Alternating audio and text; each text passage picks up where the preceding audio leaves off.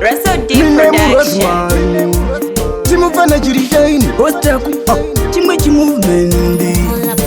Inarifulai Naiwe Sasha Naiwe Sasha Naiwe Sasha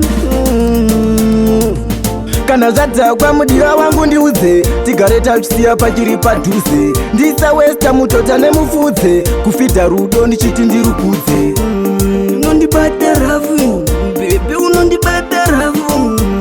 Unonyima manafi Ndichimeshauneta pepe ziri tavu Naunepa kutanga bebi kazvasiyana Saka ndati undiudze pachine mukana Zvimwe zvauneta ifadze kana mchana Taura feya inini ndakabatikana Zvimwe zvinhu zvauneta zvizinesesari Unondichinyanisa kuita unge jewelry Unondichita bebi wangu nanaluminari Kana kaunukako akatuyaka Kana zvadza kwa mudiwa wangu ndiudze Tigare takusiya pachiri padhuze Ndisa westa mutota nemufudze Kufita rudo ndichiti ndirukudze Unondibata rafu Bebe unondibata rafu